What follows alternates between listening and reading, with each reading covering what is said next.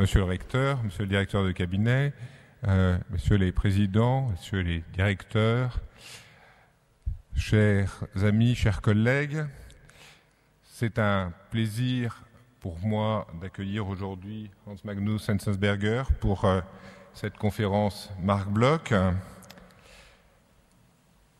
En 1941 était publiée l'Apologie pour l'histoire ou le métier d'historien, dans lequel Marc Bloch laissait un testament méthodologique et intellectuel qui continue d'orienter les jeunes générations d'historiens de l'école des hautes études en sciences sociales, une école qu'il aurait sans doute fondée après la Deuxième Guerre mondiale s'il avait survécu à la guerre. L'année précédente, il avait écrit L'étrange défaite, une réflexion sur la France de l'entre-deux-guerres et sur son échec à construire la paix avec l'Allemagne en particulier. Je crois donc que Marc Bloch aurait été heureux quand cet anniversaire du traité de l'Élysée qui réconciliait l'Allemagne et la France, un écrivain allemand, vienne aider les intellectuels et les savants français à réfléchir sur l'écriture de l'histoire, l'écriture du passé et l'écriture nécessaire au présent, réfléchir au rôle de l'histoire et des historiens, et je vous remercie particulièrement d'avoir accepté. Je remercie aussi François Hartog, qui a été à l'origine de cette invitation lors de sa présidence par intérim de l'école l'année dernière. Et je remercie François Hartog d'avoir accepté d'introduire notre invité. Cette dérogation à nos coutumes se justifie, je crois, amplement par le rôle joué par François Hartog, non seulement dans cette invitation, mais aussi dans la réflexion sur les modes de l'écriture de l'histoire, depuis Hérodote, auquel il avait consacré son premier livre, jusqu'à sa récente et plus personnelle Chambre de veille, qui est parue l'an dernier en contrepoint un peu intime de son Croire en l'histoire, qui prolongeait sa réflexion sur les régimes d'historicité. L'histoire est au cœur de l'école des hautes études en sciences sociales. L'histoire est aussi au cœur de ce qui fait une société, mais naturellement, la société ne se réduit pas à l'histoire, et cher Hans Magnus Enzensberger, votre regard constamment acéré sur la société allemande et sur l'Europe contemporaine sont aussi des raisons qui ont contribué à notre joie de vous entendre aujourd'hui parler à toute l'école des hautes études en sciences sociales de l'histoire et des historiens et des histoires. Je laisse la parole à François Hartog. Merci, cher Hans Magnus Enzensberger, de l'honneur que vous faites à l'École des hautes études en sciences sociales. J'ai craint un moment que votre hésitation initiale, nullement feinte, je ne suis pas assez sérieux pour une conférence Marc Bloch, je me sens assez déplacé dans la stratosphère académique, ne l'emporta. Il n'en a finalement rien été, tant mieux. Je voudrais remercier Bernard Lortolari, votre ami et votre traducteur, pour l'aide qu'il nous a apportée afin que nous puissions nous retrouver ce soir, vous et nous, dans le grand amphithéâtre de la Sorbonne. J'ai relevé que dans des circonstances un peu formelles, comme celle d'une remise de prix, vous ne daigniez pas de surprendre votre auditoire ou même de le prendre à contre-pied. Ainsi, à Cologne, recevant en 1985 le prix Heinrich Böll, vous étiez-vous livré à un éloge de l'analphabétisme. Ou, en 1993, à Osnabrück, le prix de la paix, vous avez inspiré un discours sur la guerre civile. La méfiance à l'égard des institutions, des groupes, des partis et des conformismes est une constante chez vous. Je ne suis pas un bon croyant, dites-vous, avant d'ajouter, personnellement, durant la guerre et l'immédiate après-guerre, j'étais un garçon qui n'aimait pas qu'on lui donne des ordres. Je me suis sauvé hors d'Allemagne dès que j'ai pu dans les années 50 et ne suis revenu qu'une dizaine d'années plus tard. Dans cette vie d'écrivain, qui a longtemps et souvent voyagé, il n'est probablement pas de sujet concernant vos contemporains auquel, sous une forme ou une autre, vous n'ayez consacré au moins quelques pages. Et ce n'est sans doute pas un hasard si Diderot est votre homme, votre grand écrivain. Si de 1000 façons vous vous êtes efforcé d'être le contemporain de vos contemporains, en réfléchissant avec eux, contre eux, mais pour eux toujours, il y a toutefois une forme d'écriture que vous n'avez jamais cessé de pratiquer, la poésie. Écrire, c'est d'abord et surtout écrire de la poésie. Mais vous ajoutez aussitôt, sans doute avec un demi-sourire, mais c'est un travail solitaire, auquel on ne peut se livrer tous les jours de 9h à 17h. Il y a donc du temps pour d'autres activités menées avec d'autres. De fait, elles ont été si multiples et multiformes depuis les années 1960, elles ont donné lieu à tant d'interventions et de livres qu'on pourrait se demander quand diable vous restait-il du temps pour écrire de la poésie. Pourtant, des recueils n'ont cessé de paraître régulièrement tout au long de ces décennies. Dans un texte de 1965, qui a d'abord été une émission de radio, car vous êtes aussi un homme de radio, vous écriviez « La poésie est anticipation, fût-ce sous la forme du doute, du refus, de la négation. Non qu'elle parle de l'avenir, mais elle parle comme si l'avenir était possible. » Parmi toutes ces activités, je m'arrêterai quelques instants sur une, celle d'éditeur. Vous avez été un des deux fondateurs d'une revue fameuse, Coursebourg, l'Indicateur, comme on parlait naguère de l'indicateur des chemins de fer. Elle a été un forum pour ce qu'on appelait alors l'opposition extra-parlementaire. À la demande d'un imprimeur typographe, Franz Greno, vous avez créé une collection, l'Autre Bibliothèque, très connue en Allemagne. Avec Greno également, vous avez été le tout premier éditeur de Sebald. Histoire, les histoires, dont vous allez nous entretenir dans un instant, ne pourrait-on soutenir que ces deux termes que vous avez choisis traversent votre œuvre. À l'égard de l'histoire, celle des historiens, vous avez toujours été pour le moins méfiant. Et vous vous trouvez en bonne compagnie, à commencer par celle de Tolstoï lorsqu'il écrit Guerre et paix. Mais les histoires que votre immense curiosité toujours en éveil vous amène à recueillir, transcrire, réécrire, inventer, ne cessent de vous y ramener. Seulement, vous l'abordez par une quête jamais lassée des singularités, ces Einzelheiten, titre de l'un de vos livres, et qui pourrait convenir à plusieurs autres, vous abstenant de la tentation de théoriser et ne vous approchant de la généralisation qu'avec une grande réserve. Deux exemples, si vous permettez. L'Europe, à laquelle vous avez consacré 3 livres, au moins. L'Europe, dites-vous quelque part, est un mode de vie dont la définition m'échappe. Aussi, en différents lieux et moments, avez-vous cherché cette introuvable définition, avec un principe à la fois méthodique et éthique, voir les choses de plus près et ne pas craindre la résistance qu'oppose le fait particulier. Ainsi, dans Europe, Europe, publié en 1987, vous menez le lecteur dans 7 pays, tant à l'est qu'à l'ouest, jouant l'ignorant de passage, avec une variété et une liberté de ton qui rappellent parfois les choses vues de Victor Hugo. Puis vous récidivez 3 ans plus tard, en 1990, après donc la chute du mur, avec un livre à première vue bien intempestif, L'Europe en ruine. Qui lit-on ? Des reportages de journalistes et d'écrivains choisis par vous parce qu'ils sont des témoignages de première main. Ces outsiders, comme vous dites, ont en effet le grand avantage d'être les contemporains de ce qu'ils observent, reproduisant fidèlement, plutôt que de les censurer, les fabuleuses contradictions du monde chaotique dans lequel ils se meuvent. On est bien toujours dans le choix du singulier, des histoires donc. Mais l'histoire n'est pas loin. En effet, pourquoi diable rappeler alors les ruines de 1945 ? Parce que, soulignez-vous, alors même que l'Europe se conçoit de plus en plus comme un projet commun, elle est bien loin d'avoir fait l'analyse globale de ces années fondatrices d'après la Seconde Guerre mondiale.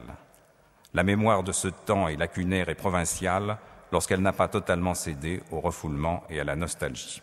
C'est donc une histoire pas encore faite. À quoi s'ajoute une histoire en cours ? Dans votre introduction, vous vous livrez à une expérience. Vous gardez les descriptions, celles de 1945, et vous remplacez les noms de Rome, Berlin ou Athènes par ceux de Beyrouth, Luanda ou San Salvador. C'en serait d'autres aujourd'hui. Qu'en résulte-t-il? Un double questionnement que, comme toujours, vous laissez au lecteur le soin d'élaborer sur les ruines en cours, dont nous entretiennent nos quotidiens et que, pour ainsi dire, nous ne voyons pas, et sur celles que nous avons effacées, que nous ne voyons plus. Votre dernière intervention, en 2011, emprunte toujours la forme du reportage, mais cette fois c'est au cœur du doux monstre de Bruxelles que vous nous introduisez.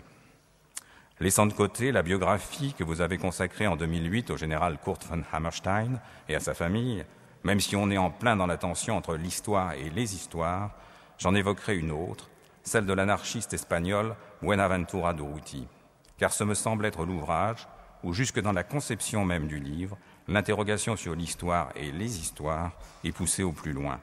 Ce roman, car c'est ainsi que vous l'appelez, est en effet un collage de textes de provenance et de statuts divers, ressemblant à la reconstitution d'un puzzle, mais, ajoutez-vous, dont les pièces s'imbriqueraient mal les unes dans les autres. De temps à autre, le narrateur, vous, intervient sous forme de glose, mais à la fin, il ne prétend pas avoir le dernier mot, qui revient tout provisoirement au dernier lecteur, car l'histoire de la vie et la mort de Durruti continue. L'histoire, en tout cas, est très tôt entrée dans votre vie. Je me revois encore, écriviez-vous en 1993, au bout de 50 ans, tapi dans une cave et enveloppé d'une couverture. Je me souviens fort bien de cette terreur des alertes, mi-nauséeuses, mi-apathiques. Et les adultes qui tendaient l'oreille, visés par la, entre guillemets, terreur des attaques ennemies, étaient des, entre guillemets, civils innocents. Chaque fois que j'entends cette expression, je me prends à réfléchir. Les civils innocents, entassés dans les caves, avaient subi une étrange métamorphose. Car je sais, comme leurs yeux brillaient, chaque fois que parlait le Führer. Et je sais comment ils regardaient quelques années plus tôt brûler les synagogues. Jamais les nazis ne seraient arrivés au pouvoir sans leur approbation enthousiaste. Et je traite d'imbécile le premier qui prétend que cela ne vaut que pour les Allemands. Cher Hans Magnus Enzensberger, nous vous écoutons.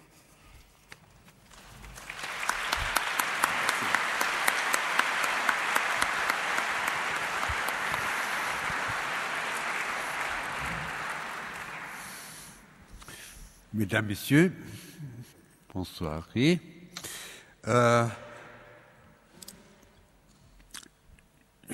parlerai de l'histoire et les histoires, ou comment écrire les deux, les histoires et aussi l'histoire.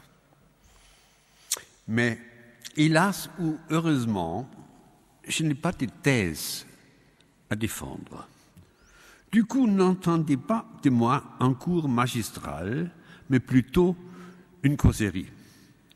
Du reste, je puis vous promettre que je vais m'efforcer de peut-être bref, au risque d'enfreindre l'usage universitaire qui voudrait qu'une conférence dure au moins 45 minutes. Encore une remarque préliminaire. Puisque je suis incapable d'écrire en français, il faut que je remercie mon ami Bernard Lotolari d'avoir donné de mon texte une version probablement plus élégante de l'original. Puis-je commencer par poser une question? Supposons que vous ayez une fille intelligente, ayant l'âge enviable de 25 ans. Elle a fait ses études, elle parle plusieurs langues étrangères, elle connaît Paris, Londres et New York, mais pas seulement. Elle a été aussi au Pérou et aux Canaries, comme beaucoup de jeunes de son âge. Est-il exagéré de parler d'une mobilité pathologique de notre espèce? Les entomologistes verraient là une phase d'essaimage. Nous sommes pour la plupart en constant déplacement, volontaire ou forcé, comme touristes, comme travailleurs migrants ou comme réfugiés. Mais autant nous sommes rapides à nous mouvoir dans l'espace, autant nous sommes paresseux pour voyager dans le temps. Notre étranger véritable, ne figure pas sur les cartes, il se situe dans l'histoire. Les taches blanches y sont en majorité. Non seulement les empereurs romains et les Vandales sont dans l'obscurité, mais Richelieu et Lincoln, la Commune de Paris et Bismarck appartiennent pour beaucoup d'entre nous à une vague préhistoire. L'enseignement n'a guère laissé que quelques têtes de rubriques, l'Antiquité, Moyen-Âge, Renaissance, Révolution, bref, des abstractions. Même les années 20 du siècle dernier ne sont représentées que par un décor exotique fait d'art déco, de Bauhaus, du cinéma muet et de mode. Supposons que votre fille ne s'en compte pas. Elle vous posera toutes sortes de questions.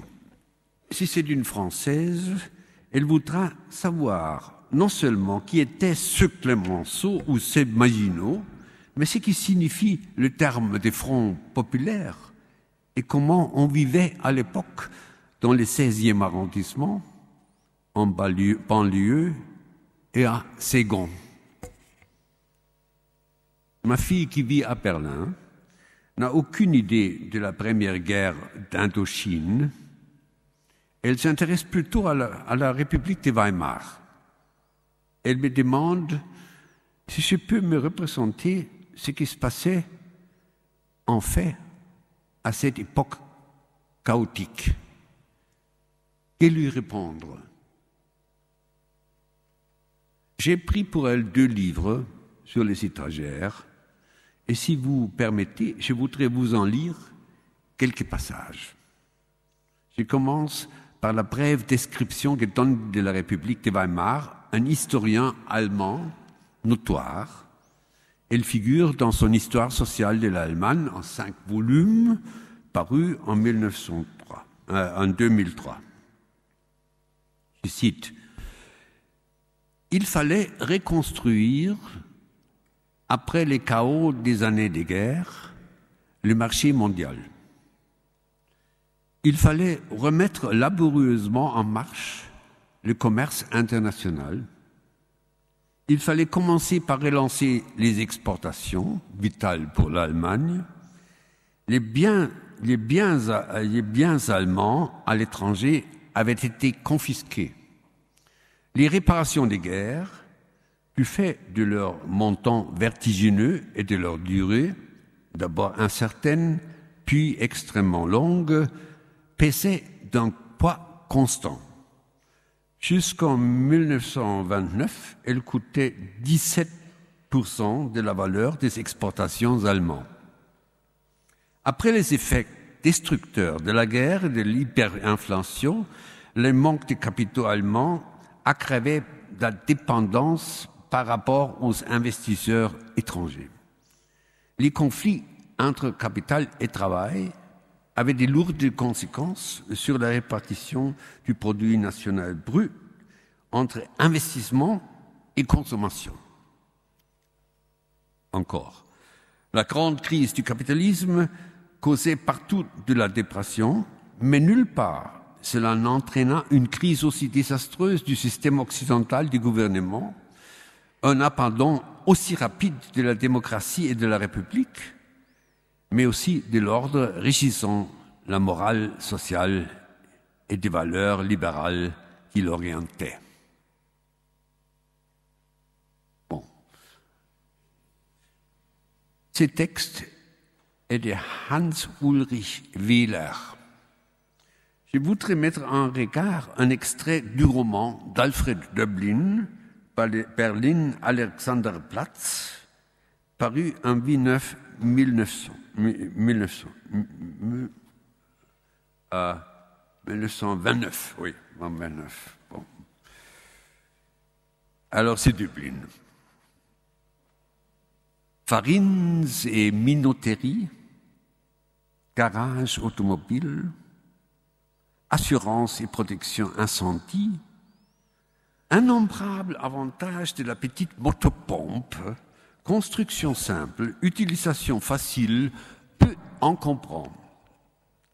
Chers patriotes allemands, jamais un peuple n'aura été aussi outrageusement floué, jamais une nation aussi outrageusement, injustement trompée que la nation allemande. Vous souvient-il encore des Scheidemann, comme le 9 novembre 18, depuis la fenêtre du Reichstag, il nous promettait la paix, le pain et la liberté? Et comme cette promesse aura été tenue, articles et accessoires de plomberie sanitaire, nettoyage vitres et fenêtres, le sommeil est le meilleur des répètes. Steiner, le paradis du lit. Au-dessus des magasins et derrière les magasins, ce sont les logements. Derrière viennent encore les cours, les bâtiments latéraux, les bâtiments transversaux, bâtiments sur cours, abris du jardin.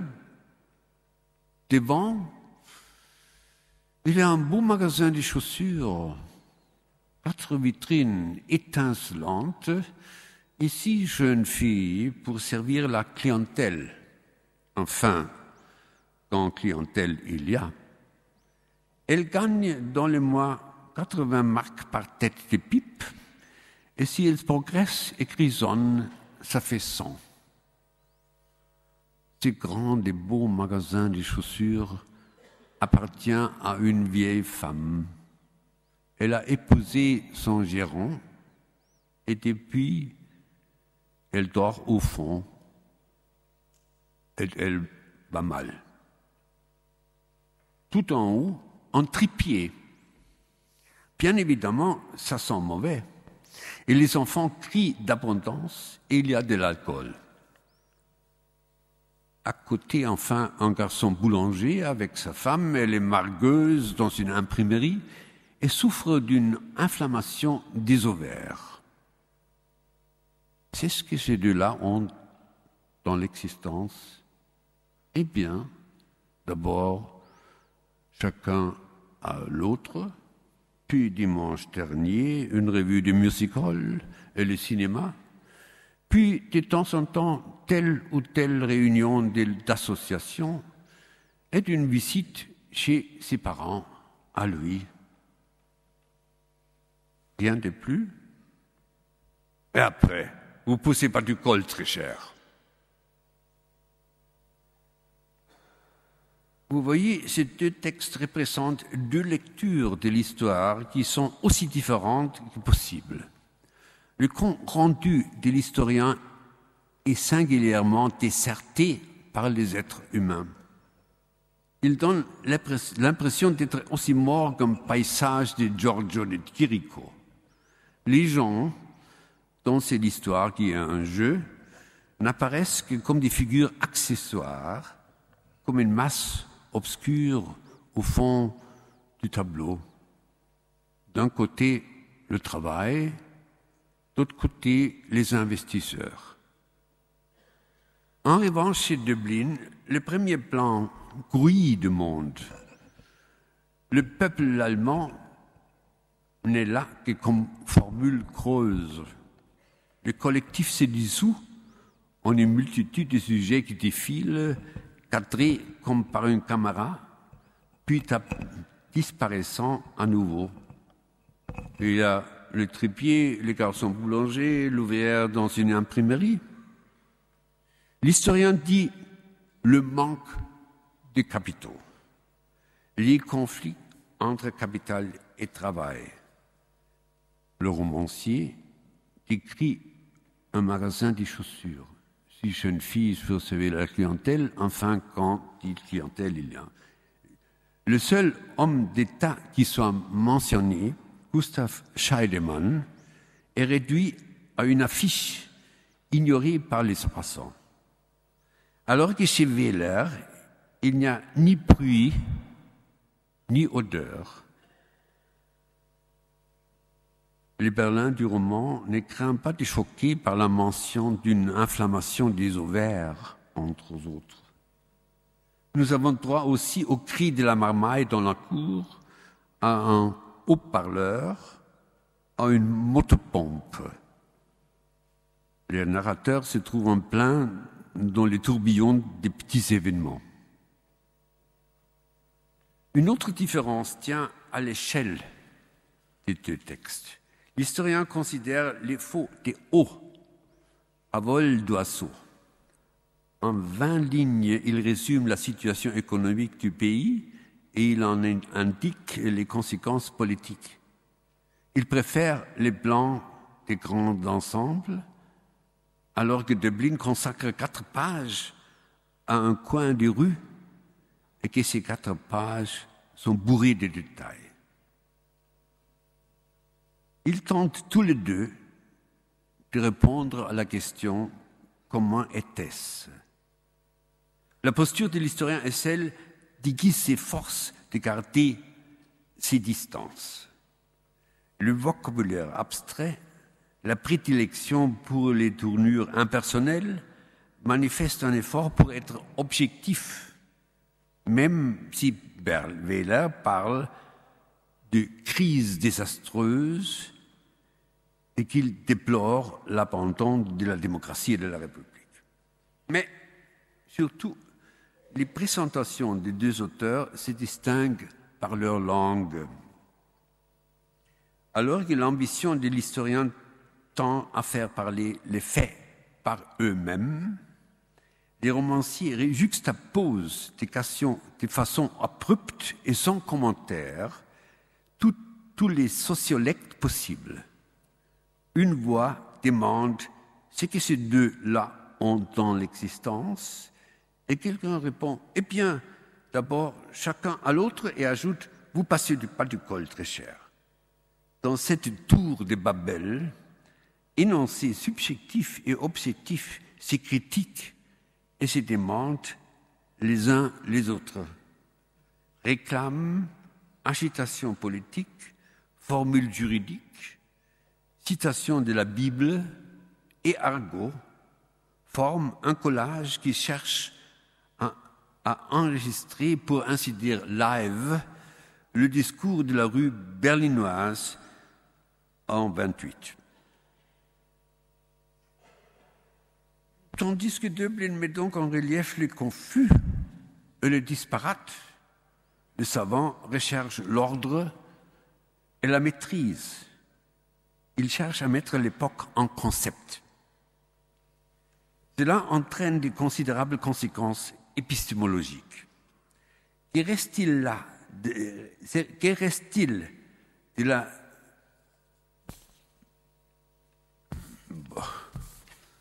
C'est de la contingence. Du cours imprévisible des événements historiques dans cette perspective? C'est là une question philosophique, derrière laquelle nous quêtent d'autres questions encore, auxquelles je me sens pas capable de répondre. Je préfère me tourner encore une fois vers ma fille. Comment une fille de 25 ans réagit-elle aux deux extraits que je lui ai présentés? J'ai été forcé de constater que la présentation faite par l'historien, facile à comprendre, dense et factuelle, la laissait froide, tout au contraire de l'image disparate de la République de Weimar qui dessine le roman. Peut-être qu'une Française du même âge réagirait de même si elle souhaitait comprendre ce que ses grands-parents ont éprouvé en mai et en juin 1940, face à l'invasion allemande et à l'effondrement de la Troisième République. Que lui conseilleriez-vous? L'étrange défaite, récit de la déroute des élites françaises, écrit par Marc Bloch en 1940, soit bien avant la fin de la guerre, où il sera arrêté, torturé et assassiné par le Gestapo. Vous risqueriez-vous à lui proposer le premier des 10 volumes d'un grand ouvrage des références? Ou bien vaudra-t-il mieux poser sur sa table de chevet la suite française d'Irène Nemirovsky? Comment réagira-t-elle à une telle lecture? J'aimerais illustrer ces options par une métaphore. Supposons qu'il y ait posé sur une table un gant. On peut le considérer de 2 façons opposées. Il est possible de l'extérieur d'en décrire avec la plus grande précision la forme, la taille, la matière. Mais il manque quelque chose. Pour le connaître comme il convient, il faut y glisser la main. Quelle sensation procure-t-il? Est-il souple ou raide? Comment va-t-il à la main? Est-il trop étroit, trop mince, trop grand, trop rêche? Comment serait-ce si je le portais? Naturellement, une telle métonymie est biaisée. Néanmoins, notre faculté de représentation a quelque chose d'un grand. Sans imagination historique, le passé demeure une pure abstraction. Pour l'éveiller, l'intérêt scientifique ne suffit pas. Il y faut une capacité qui s'apparente à l'empathie.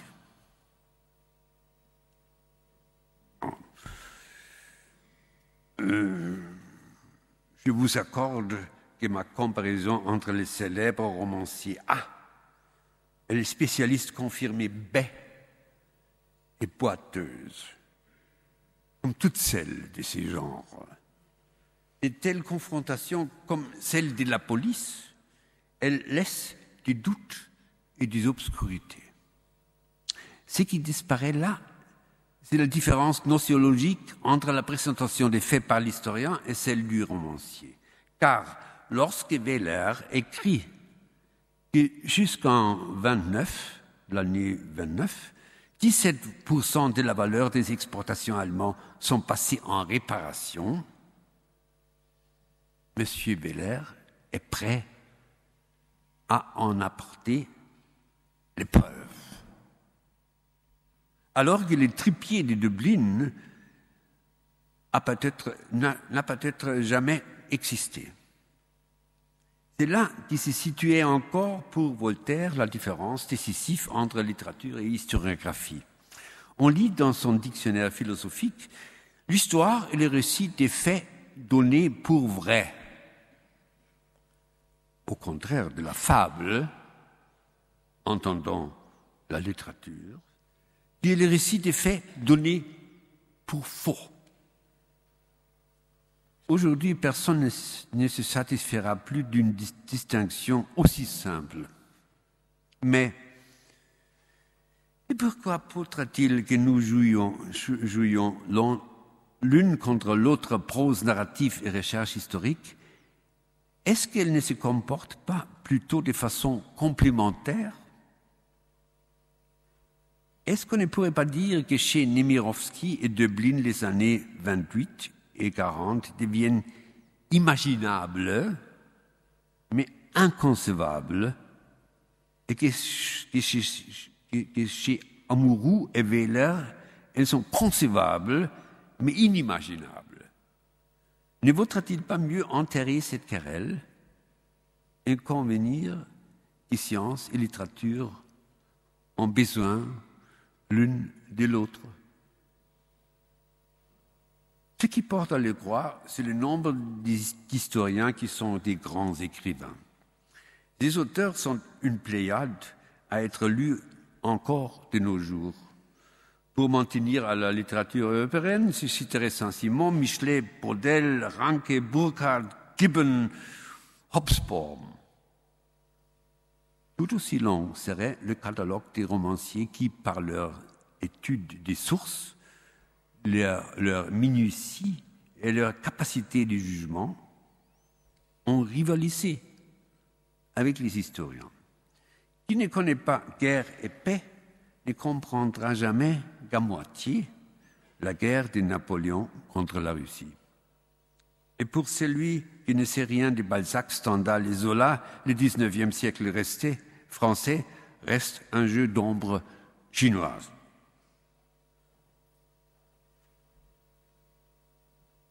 Est-ce que cela va de soi? Absolument pas. En particulier en France, s'est développé à partir des annales un long et fructueux débat sur différents types d'histoires, événementielles, structurelles ou de mentalité, un débat que vous connaissez mieux connaissez mieux que moi. Plus tard, de nouveau, à l'initiative d'auteurs français comme Roland Barthes et Derrida, on a même vu éclore une science spécifique, la narratologie. Discipline, à ce qu'on m'a dit, peut se référer à son propre lexique. Je dois avouer que je n'ai jamais consulté ce lexique. Hayden White, un historien anglais de la littérature, a dépeint cette discipline d'un pinceau énergique. Il affirme que les historiens n'auraient fait que suivre les modèles perceptifs existants, ceux des écrivains. Ils ne seraient pas parvenus empiriquement à leur connaissance, ils les auraient inventés dans et par le récit, procédant donc exactement comme un romancier, si bien qu'ils ne devaient pas se réclamer de leur scientificité et de leur objectivité, mais retrouver le chemin de la littérature. Aristote se serait donc trompé en traçant une frontière entre histoire et poésie. Est-ce qu'il n'est pas au courant du point où on est aujourd'hui, le débat? En vérité, je crains d'avoir tout simplement raté la phase, entre-temps déjà quelque peu démontée, de la postmodernité. En la matière comme ailleurs, il y a là un préfixe déprimant.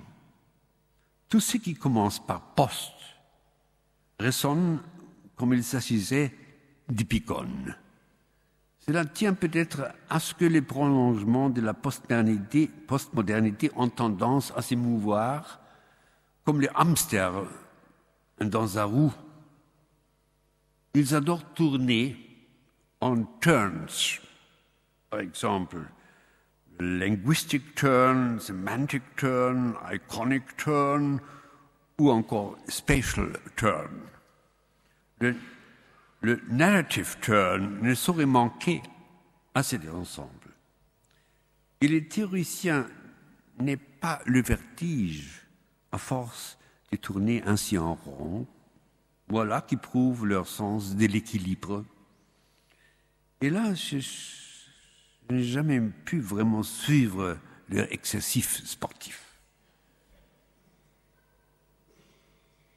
Mais s'il est devenu plus difficile aujourd'hui de brosser un tableau d'ensemble de toute une époque, comme dans la comédie humaine, ça tient à de toute autre raison. Les statuts du roman ont changé, ne serait-ce qu'à cause de l'omniprésence des médias. Jusque dans les régions les plus reculées, il y a partout un micro ou une caméra aux aguets. Qui voulez-vous qui puisse encore avoir une vue globale? Les foisonnantes banques de données n'aident nullement à s'y retrouver, bien au contraire. Les mathématiciens manipulent des ensembles contenant une infinité d'éléments. L'un de ces ensembles est la poussière des Cantor. Cet ensemble contient une quantité indénombrable de points situés sur une droite, dont la longueur totale est égale à 0.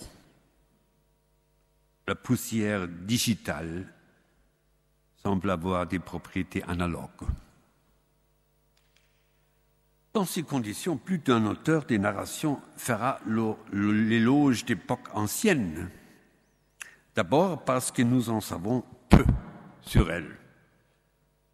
Ce n'est pas le manque des matériaux, c'est sa profusion qui menace d'étouffer la curiosité sous la fine poussière de l'information.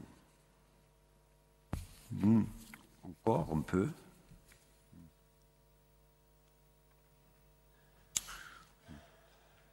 Dès lors, le mieux serait peut-être de répartir de tout début.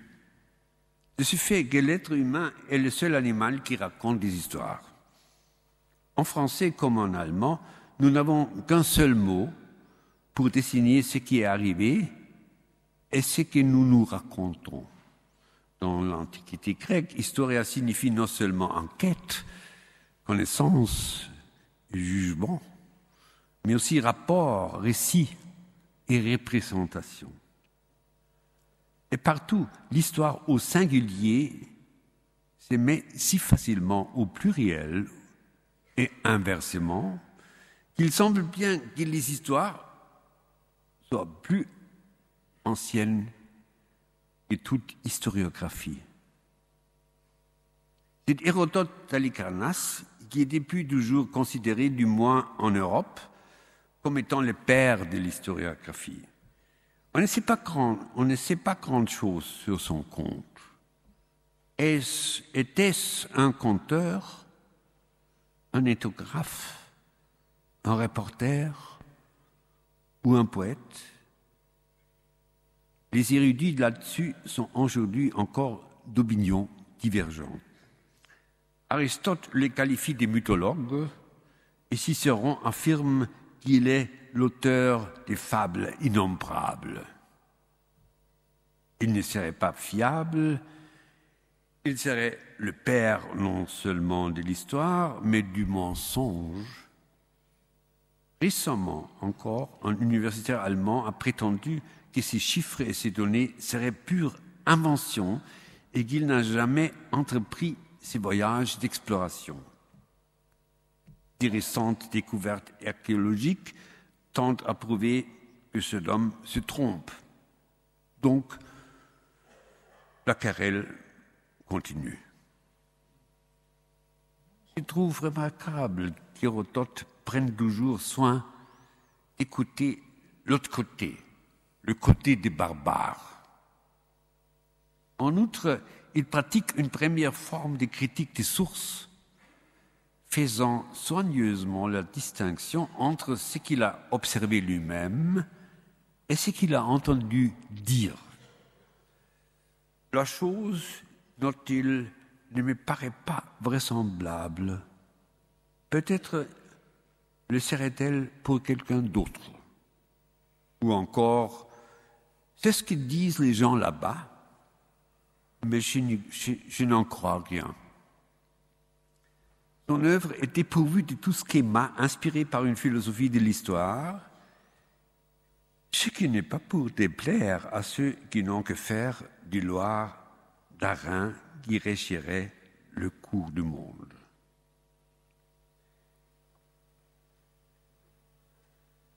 Un écrivain peut-il se permettre des choses interdites aux savants et inversement, celui-ci a-t-il des droits auxquels le romancier est forcé de renoncer? De quels tabous, explicites ou tacites, doivent-ils tenir compte l'un et l'autre? La question n'a cessé de poser depuis l'époque d'Hérodote. Aux yeux de l'historien des professions, l'auteur des récits littéraires peut facilement apparaître comme un intrus, se risquant sur un terrain auquel il n'entend rien, étant profane. il peut s'attendre à des réactions allant de la méfiance à la condescendance. Mais parfois, il a droit aussi à de l'admiration, voire à de l'envie. Et cette ambivalence, il n'est pas des meilleurs exemples que les biographies. Celui qui s'attelle sérieusement au récit d'une vie, même s'il est amateur, se rendra dans des archives, interviewera des survivants, ouvrira les tiroirs de famille, fouillera dans les papiers posthumes, des lettres, des journaux intimes et des albums de photos. Gare à lui, si ce faisant, il commet des erreurs. Il ne compte pas sur l'indulgence des historiens. D'un autre côté, il peut arriver qu'un savant spécialiste lui dise « Je vous envie, car vous n'êtes pas, comme moi, sous la surveillance pointilleuse de mes collègues qui me tiendront rigueur du moindre écart. Si j'écris trop bien, on me reprochera de faire de l'esprouf et de racoler le grand public. Vous avez en revanche le droit de prendre des libertés dont je n'ai pu que rêver. » C'est bien possible, réplique le romancier, mais moi aussi, je dois me défendre contre mes confrères. Ils ne sont que trop nombreux à se permettre, sous couvert de biographies, des impudences qui me font horreur. Voyez par combien des romans prétendus historiques le public prend l'inconcevable plaisir à se laisser escroquer. Leurs auteurs font comme ils avaient fait la quai sous les bureaux de Napoléon ou sous la couette de la grande Catherine, et ils ont le culot de nous servir des dialogues qu'on croirait écrits à Hollywood. La jaquette multicolore devrait suffire à mettre en garde les naïfs qui s'y intéressent. Certes, je n'interdis à personne de se délecter d'une littérature d'égard, mais la frontière est étroite entre ces genres de bouquins et des productions plus ambitieuses, et plus d'un auteur de renom l'a franchi sans même s'en rendre compte.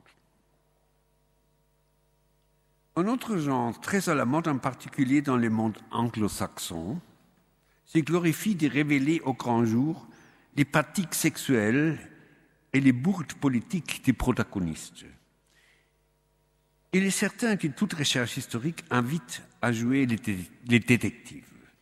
Mais quand la géographie fait place à l'indiscrétion et à l'espionnage, les biographes se reprochent des méthodes de la presse en scandale. N'importe quel petit monsieur enfin devenu titulaire d'un confortable chair s'y tresse pour s'ériger en juge de mort avec une étonnante prétention d'infaillibilité. J'avoue qu'à ces genres de biographies, je préfère le travail universitaire le plus aride. Je trouve que tout lecteur a le droit de savoir où il en est et ce qu'il doit penser de l'histoire qu'on lui raconte. Naturellement, la littérature invente toutes sortes de choses qui n'ont pas lieu, mais l'auteur devrait nous entendre quand il ment et quand il ne ment pas. Les scientifiques ont le droit de nous ennuyer, mais les romanciers n'ont pas tous les droits. Là-dessus, nous pourrions peut-être tomber d'accord. Non. Pas grand-chose. Des pages. Hein? Moins facile est de discerner pourquoi nous nous imposons tout cela. Écrire de l'histoire ou des histoires, c'est une fort belle chose. et cela donne beaucoup de travail. À quoi bon tout ça? Puisqu'il s'agit d'une question aussi difficile, il n'est pas mauvais de se tourner vers les classiques.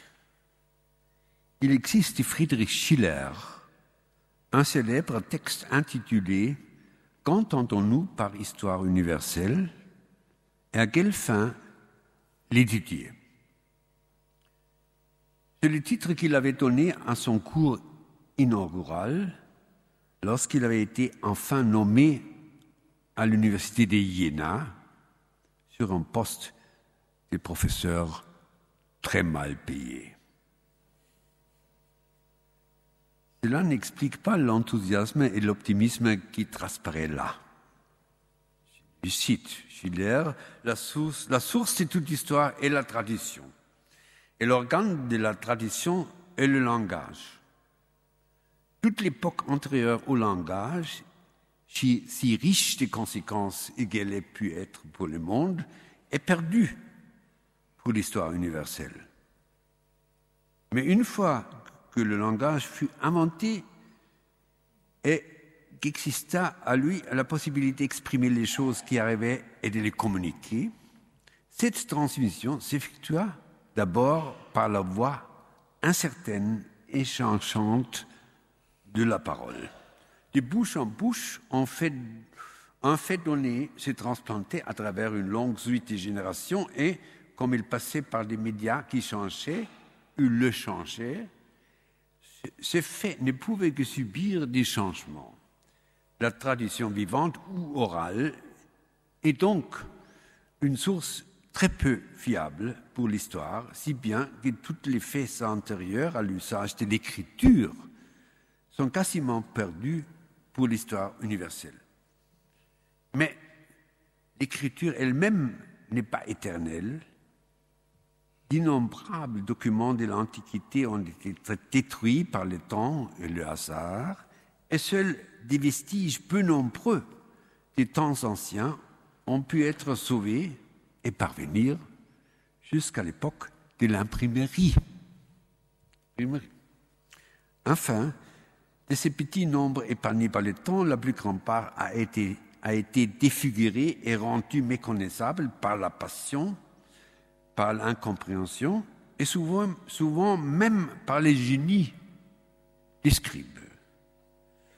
La méfiance s'éveille face aux documents historiques les plus anciens et elle ne nous quitte pas, même face à une chronique du temps pressant. Si à propos d'un fait qui vient de se produire aujourd'hui et parmi des gens avec qui nous vivons et dans la ville où nous habitons, nous nous interrogeons les témoins et avons de la peine à déchiffrer la vérité dans leurs récits contradictoires. De quel courage faudra-t-il nous armer face à des nations et à des époques qui sont encore plus éloignées de nous par l'étrangeté de leurs mœurs que par leur millénaire. Ainsi donc, notre histoire universelle ne deviendrait jamais rien d'autre qu'un agrégat des fragments et ne mériterait jamais le nom de science. Mais, alors que l'entendement philosophique lui vient en aide et enchaînant ces fragments par des maillons qui les relient artificiellement, il élève l'agrégat au niveau d'un système, d'un ensemble rationnellement cohérent. Schiller. Un siècle plus tard, les choses s'y présentent déjà toutes différemment. Nietzsche, dans son essai de l'utilité et des inconvénients de l'histoire pour la vie, met une sérieuse sourdine à la belle confiance de Schiller. Il n'a qu'à faire d'un système et préférerait se passer de toute philosophie de l'histoire. Il ne voit pas notre conscience historique comme un avantage, mais comme un symptôme d'immobilité. Notre culture, dit-il, est une sorte de grisonnement congénital. Or, au grand âge convient dès lors une activité sénile, à savoir regarder en arrière, refaire ce compte et les clore, chercher réconfort dans ce qui fut, par des souvenirs, bref, de la culture historique. Mais les genres humains, les choses coriaces et tédaces, ils n'entendent pas être considérés dans les faits, dans les pas qu'ils font, en avant ou en arrière, au bout des millénaires, ni guère non plus après des centaines de milliers d'années. C'est dire qu'être considéré globalement par l'infiniment petit atome ponctuel qui est l'individu isolé, il ne le veut absolument pas. À quoi riment quelques millénaires pour se permettre de parler encore de jeunesse au début d'une telle période et déjà des vieillesses de l'humanité à la fin? N'y aurait-il pas plutôt dans cette croyance paralysante que l'humanité serait déjà en train de se faner, la méprise sur une représentation de la théologie chrétienne héritée du Moyen-Âge, l'idée de la proche fin du monde, l'idée du jugement attendu dans l'angoisse? En ce sens, nous vivons encore au Moyen-Âge et l'historiographie continue d'être une théologie masquée, de même que le respect avec lequel est traitée la caste des savants par les profanes, qui ne l'est pas, et l'héritage du respect porté au clergeux.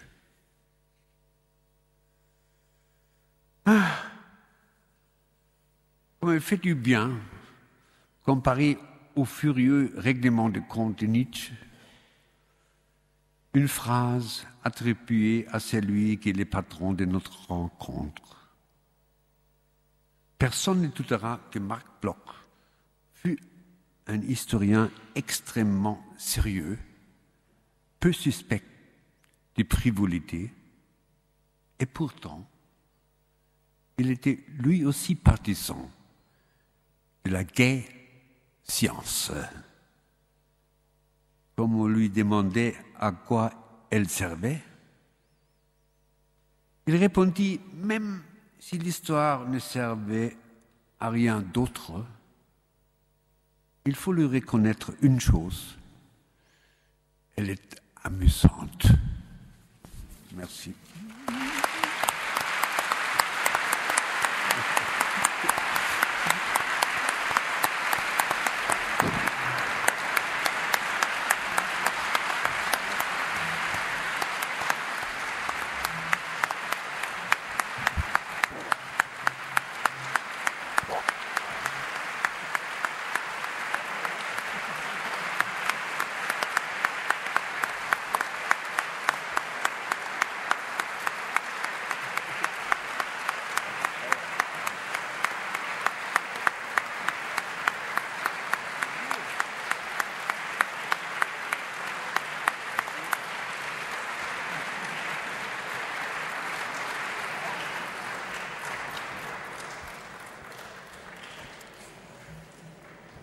Et je remercie de votre part à tous Hans Magnus Enzensberger pour cette passionnante et délicieuse conférence qui allie le sens de l'histoire et aussi celui de l'agrément. Et je vous propose à tous de passer à la partie agrément dans les salons que M. le recteur veut bien mettre à notre disposition.